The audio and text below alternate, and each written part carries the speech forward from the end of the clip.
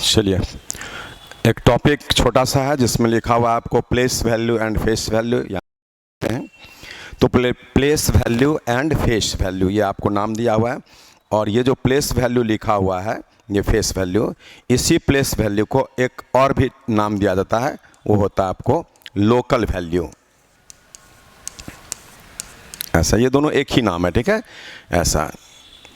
लेकिन हिंदी में अगर इसका हम चर्चा करें तो प्लेस वैल्यू बोलिए चाहे लोकल वैल्यू बोलिए, तो इसका नाम होगा स्थानीय मान, और इसके बारे में अगर बोलें तो ये होगा जातीय मान। ठीक है, तो देखिए दोनों का हिंदी भी हो गया कि जब हम प्लेस वैल्यू बोलते हैं तो वो आपका स्थानीय मान होगा, लोकल वैल्यू बोलेंगे स्थानीय मान होगा, और जब फेस वैल्यू बोलेंगे तो जातीय मान होगा। आखिर ये प्लेस वैल्यू क्या है, हम इसको किस जगह पर यूज़ करते हैं, फेस वैल्यू क्या है, इसको किस जगह पर यूज़ करते हैं, वो सारा डिस्कशन इसमें होगा। और जब भी इससे क्वेश्चन पूछा जाता है तो एक क्वेश्चन आपको पूछा जाता है बैंक के एग्जाम को छोड़कर, जैसे बैंक पीओ बैंक क्लर्क छोड़कर बाकी किसी भी जगह पर आपको स्टेट लेवल के एग्जामिनेशन में, सेंट्रल लेवल के एग्जामिनेशन में पूछा जा सकता है। ठीक है, एक क्वेश्चन। आइए अब इसमें कुछ क्वेश्चंस दे करके इसके कंसेप्ट को दिखाया जाएगा क्या है वो चीज़। देखिए यहाँ पर एक छोटा क्वेश्चन यहाँ पर देखिए, ये क्या बोल रहा है। देखिए यहाँ पर क्वेश्चन बोलना चाह रहा है कि एक नंबर है 7435 में 4 का स्थानीय मान क्या होगा, यही क्वेश्चन है। तो देखिए जब आप यहाँ लिखते हैं 7435, तो बोले ये पढ़ाता कैसे है, आप कैसे पढ़ते हैं। देखिए हम आपको लिख करके दिखा रहे हैं 7000, ठीक है 400, यहाँ पर ऐसे लिख देते हैं 7400, ठीक है 435, लेकिन उस 35 को भी हम लिखते हैं 30 और प्लस 5। इसका अर्थ क्या हुआ कि जब आप इसको पढ़ते हैं इस प्रकार से, तो पढ़ते हैं 7435 जो 30 प्लस 5 लिखा गया, तो बोले इसीलिए इस नंबर में अगर आपसे 7 का प्लेस वैल्यू बोलता तो 7 का प्लेस वैल्यू 7000 होता, 4 का बोलता तो 400 होता, 3 का बोलता तो 30 होता, और 5 का बोलता तो 5 होता। इसका अर्थ क्या है कि किसी भी नंबर में जब हम किसी एक अंक का प्लेस वैल्यू पता करना चाहते हैं तो इसका अर्थ होता है कि आप वो अंक लिखें। जैसे इसमें अगर 7 का पूछा जाता तो आप लिखते इसको 7 के आगे में 3 जीरो, 4 का बोलता तो 4 के आगे में 2 अंक है 2 जीरो, 3 का बोलता तो 3 के आगे 1 अंक है 1 जीरो, और 5 लिखे उसके आगे कोई अंक नहीं है। मीनिंग है इस संख्या में ये जो है ना ये 7 का प्लेस वैल्यू है, ये जो 4 है वो 4 का प्लेस वैल्यू है, 3 जो है वो आपका ये जो है ना इसका 30 जो है ये 3 का प्लेस वैल्यू है, और 5 जो है वो 5 का प्लेस वैल्यू है। हम अभी आपको सारे का दिखा रहे हैं, इस क्वेश्चन का आंसर हम लाएंगे अभी। तो बोले आपसे क्वेश्चन बोलता है कि दी गई संख्या में 4 का स्थानीय मान, बोले 4 का स्थानीय मान तो हम दिखा दिए, कितना दिख रहा है 400, इसलिए इस प्रश्न का आंसर यहां पर आ गया। ऐसा अर्थ क्या निकला कि किसी भी संख्या में जिस अंक का प्लेस वैल्यू पूछा जाए आप वो अंक लेंगे, और उसके दाईं तरफ में जितना भी अंक होगा उसके लिए एक एक शून्य रखेंगे। फिर से सुन लीजिए, किसी भी संख्या में जिस अंक का प्लेस वैल्यू पूछा जाए आप वो अंक लेंगे, और उसके दाईं तरफ में जितना भी अंक होगा उन सभी अंक के लिए एक एक शून्य रखेंगे, तो आपका आंसर आ जाएगा। यही प्लेस वैल्यू होता है जो हम पढ़ते हैं ना 7430 प्लस 5, तो उसी के अनुसार उस सारे अंक का प्लेस वैल्यू इसमें आ जाता है। चलिए अब आप अपने इस क्वेश्चन को बनाइए। बन तो गया ही या 400 आंसर, फिर से एक बार आपको दिखा रहे हैं। जैसे देखिए जब 7435 लिखा हुआ है और क्वेश्चन बोला है 4 का प्लेस वैल्यू बताइए, 4 का, तो लिखिए यहां पर देखिए 4 यहां पर है, इसके आगे 2 अंक है इसीलिए 2 जीरो, बस हो गया। दी गई संख्या में 4 का प्लेस वैल्यू 400 होगा जो इसका आंसर, ठीक है ये आंसर लगा दीजिए। चलिए अगला एग्जाम्पल देखें। इस एग्जाम्पल में बोल रहा है कि एक संख्या आपको लिखा हुआ है, कौन सा? 96542। और बोला इसमें 6 का प्लेस वैल्यू बताइए। तो बोले 6 का पूछा, तो 6 कहां पर है? देखिए यहां पर है से। इसके आगे जितना भी अंक है एक एक शून्य लगा दीजिए, आपके प्रश्न का आंसर हो गया 6000। दी गई संख्या में 6 का प्लेस वैल्यू 6000। 6 लिखेंगे, दाएं में जितना अंक है एक एक शून्य देंगे, तो ये प्लेस वैल्यू हो गया। आप में से किन्हीं के मन में इस वक्त आ रहा होगा कि अगर इसी तरह के किसी भी दी गई संख्या में एक साथ 2-2 6 दिख जाए और बोले कि 6 का, तो उसका क्वेश्चन कुछ चेंज करके पूछा जाता है, ठीक है। जैसे एक 6 यहाँ और एक 6 यहाँ भी है, तो इस 6 का प्लेस वैल्यू ऐसा, और यहाँ 6 होता तो उसका 60 होता है। तब बोलता उन दोनों का अंतर बताइए, योगफल बताइए, जो बोलेगा उसके अकॉर्डिंगली आप आंसर देंगे। ऐसा भी एग्जाम्पल हम दिए हैं यहाँ आगे, ठीक है। चलिए तीसरा एग्जाम्पल देखिए। फिर एक नंबर आपको लिख कर दिया है और वो नंबर है 65874। बोला इसमें 5, देखिए इसमें 5 तथा 7 के स्थानीय मानों का अंतर पूछ दिया। मैंने बोला 5 का प्लेस वैल्यू निकालिए। बोले अगर हम 5 का प्लेस वैल्यू निकालेंगे तो 5 और आगे में 3 अंक है तो 3 जीरो देंगे। इसी में 7 का प्लेस वैल्यू, 7 यहाँ पर है तो 7 आगे में 1 अंक ऐसा, इन्हीं दोनों का अंतर पूछा है, ठीक है, इन्हीं दोनों का अंतर। तो बोले 5000 में 70 अगर घटा देंगे तो 4030 आ जाएगा, जो आपके प्रश्न का आंसर हो जाएगा। 4030 यहाँ पर दिख रहा है, ये आंसर कर दीजिए।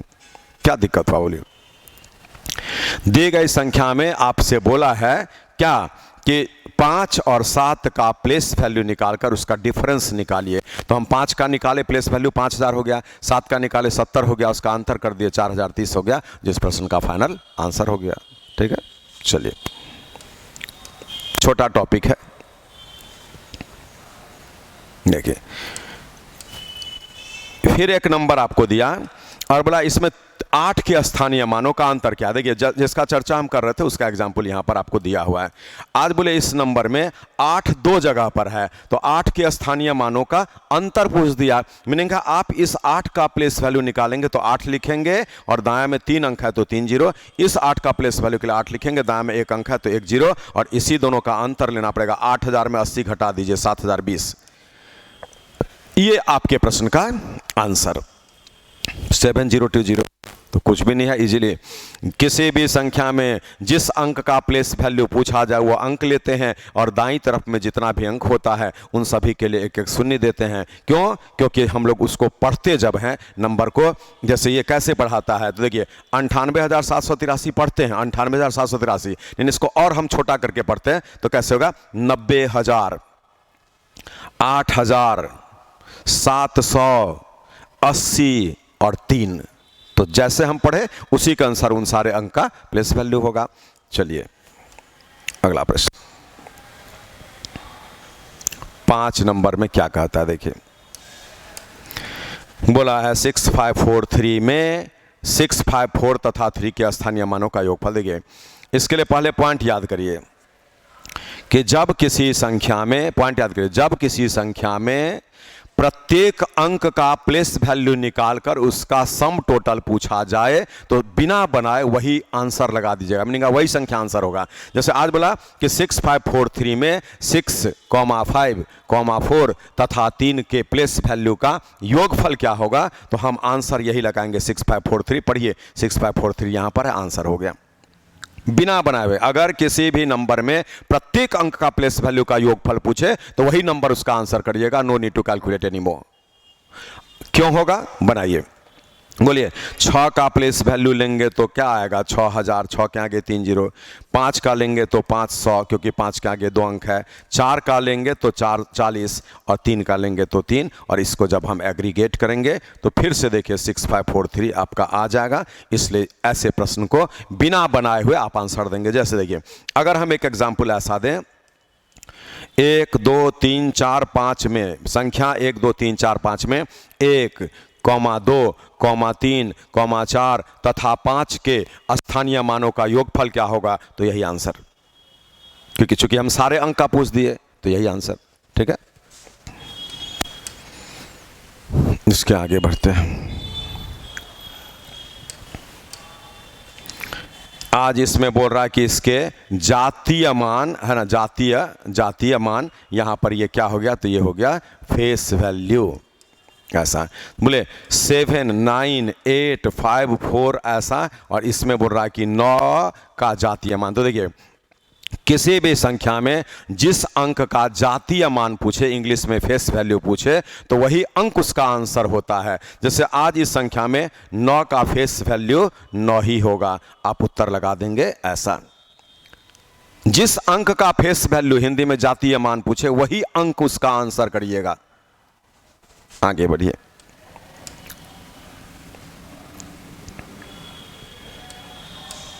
ये क्या बोलता है देखिए, 85463 में 5 का, 85463 में 5 का जातीय मान फेस वैल्यू पूछा। बोले 5 का फेस वैल्यू 5 ही होगा। जिस अंक का फेस वैल्यू पूछे वही अंक उसका आंसर, लेकिन प्लेस वैल्यू में वो अंक लेते हैं और उसके दाईं तरफ जितना अंक होता है उतना शून्य रखते हैं, यही ध्यान देना है। तो चलिए ये भी हमारा बन गया। अगला,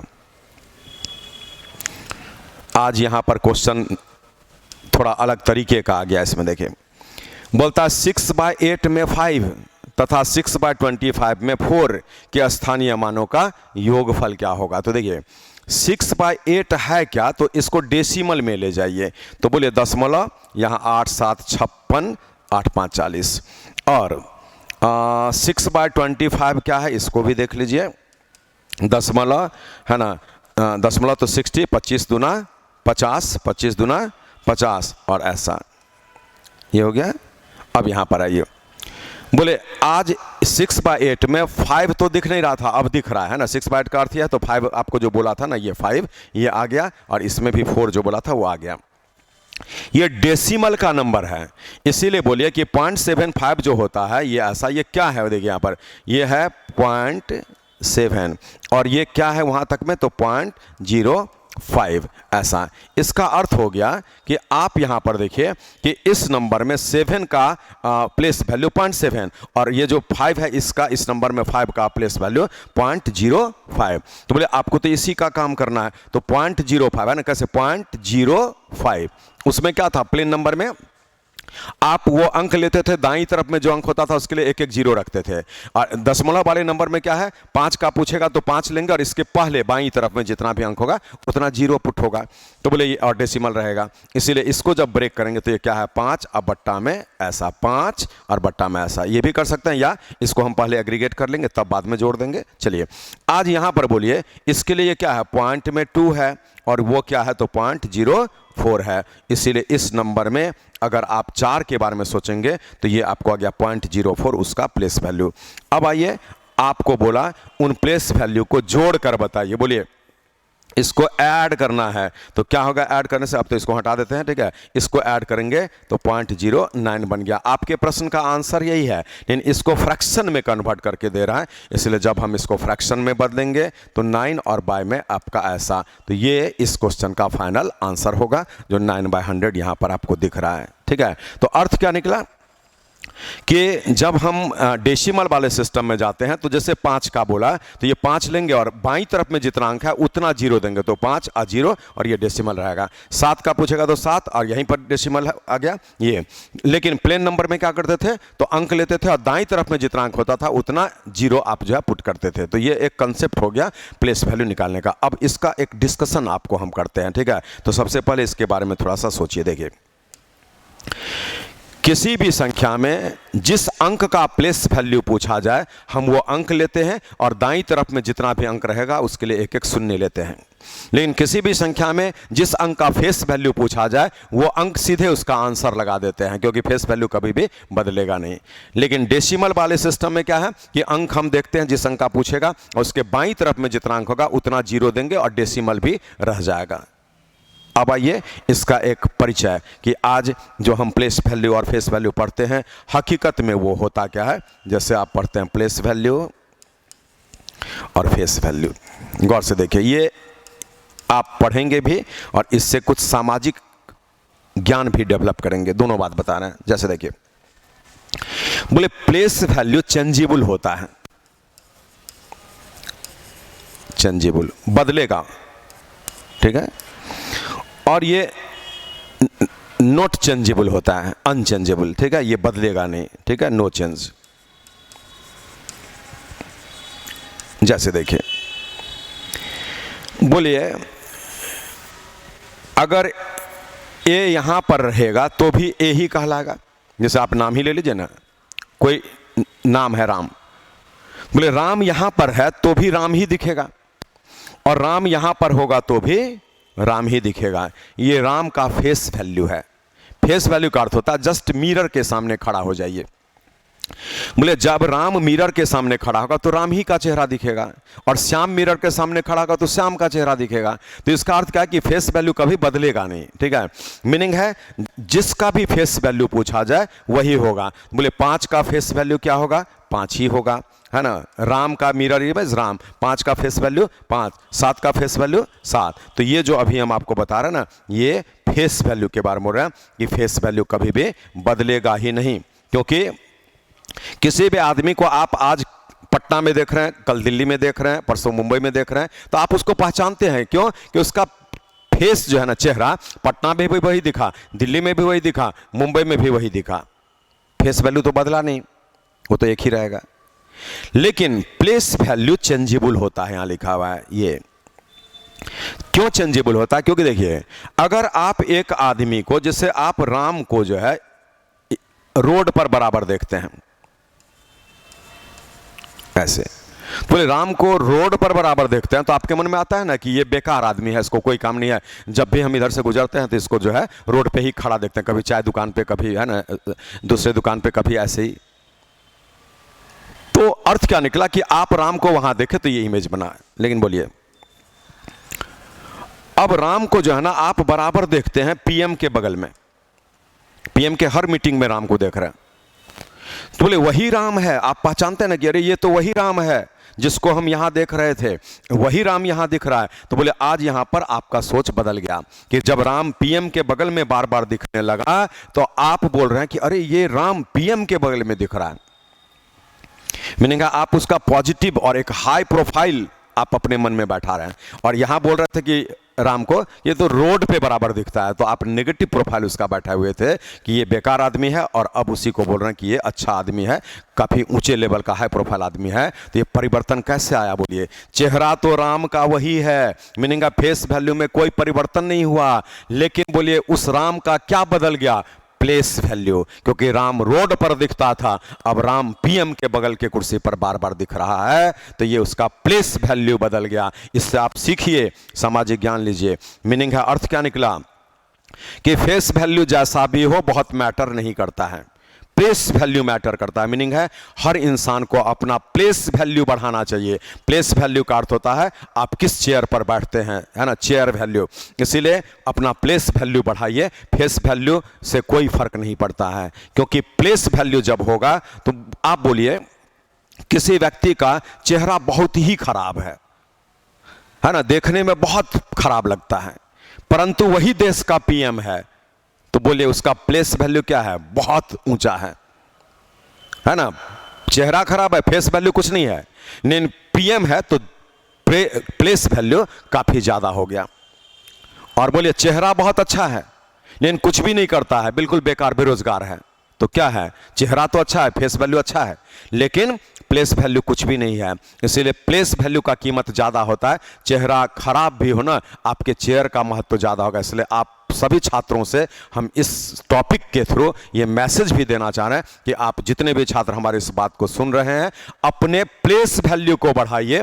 फेस वैल्यू तो गॉड गिफ्टेड है, जो आपको मिल गया मिल गया, वो अच्छा हो बुरा हो बहुत फर्क नहीं पड़ता है, लेकिन प्लेस वैल्यू अगर आप बढ़ा लेते हैं, जैसे आप एसएससी के अच्छे पदाधिकारी बन जाते हैं, आप रेलवे का अच्छा पदाधिकारी बन जाते हैं, आप यूपीएससी में चले जाते हैं, आप बीपीएससी में चले जाते हैं, तो इन सारे चीजों से आपका प्लेस वैल्यू बढ़ता है। और जब प्लेस वैल्यू बढ़ता है तो निश्चित रूप से आपका महत्व बहुत ज़्यादा बढ़ जाता है और आप अच्छे लेवल का इंसान हो जाते हैं। जबकि फेस वैल्यू तो आपका वही रह गया। इसलिए याद कर लीजिए आप सारे बच्चे कि कोई भी छात्र जो है ना अपने किस वैल्यू को बढ़ाएंगे, तो प्लेस वैल्यू को, क्योंकि फेस वैल्यू अच्छा हो बुरा हो बहुत फर्क नहीं पड़ता है, लेकिन प्लेस वैल्यू का बहुत फर्क पड़ता है, क्योंकि प्लेस वैल्यू से आपका स्टेटस, आपका पहचान, आपका रिकॉग्निशन, ठीक है, आपका फेम, आपका नेम, ये सारा चीज़ स्प्रेड करता है सारे जगह पर, है ना। इसलिए आप सभी छात्र अपने प्लेस वैल्यू को बढ़ाएंगे। फेस वैल्यू तो जो मिल गया अच्छा है, अच्छी बात है, थोड़ा खराब भी फेस है, कोई दिक्कत नहीं है, प्लेस वैल्यू अच्छा होना चाहिए, क्योंकि जिस कुर्सी पर आप रजिस्टर्ड होंगे वो कुर्सी अगर ऊंचे लेवल का है तो आपका कीमत होगा, चाहे आपका चेहरा जैसा भी हो। इसलिए आज से दिमाग लगाइए कि आप जो है अपना प्लेस वैल्यू बढ़ाने के लिए पढ़ाई में मन लगाएंगे, मेहनत करेंगे और अच्छा पदाधिकारी बनेंगे, ताकि आपका प्लेस वैल्यू बढ़ा रहे। फेस पर थोड़ा बहुत ध्यान दे दीजिए, किसी पार्टी फंक्शन में जाना है थोड़ा मेकअप कर लीजिए, डेंटिंग पेंटिंग कर लीजिए, है ना, वही काफ़ी होगा, अच्छा ड्रेस पहन लीजिए, वो आपका फेस वैल्यू है। लेकिन प्लेस वैल्यू ही मायने रखेगा, और प्लेस वैल्यू जिसका ज़्यादा होगा किसी फंक्शन में भी उसका इज्जत स्टेटस ज़्यादा होता है ना। इसीलिए आप सारे छात्र जो है पढ़ाई अच्छा करके जो है ना अपना प्लेस वैल्यू को बढ़ा लीजिए, आपको ज़्यादा फायदा होगा। इसलिए इन सारे बातों को वाइंड अप करते हुए आपको हम बता रहे हैं कि आप जितने भी छात्र हैं ना, ये सभी छात्र जो है अपने प्लेस वैल्यू को बढ़ाएंगे, ठीक है। तो ये इसी के लिए ये जो एक टॉपिक दिख रहा है ना यहाँ पर, ये यही टॉपिक आपको पढ़ा दिया गया, place value and face value. एक बार रिवीजन कर लेंगे अच्छे से, बिल्कुल याद होगा, एक क्वेश्चन कभी भी देगा आपसे आराम से बन जाएगा, ठीक है। Thank you.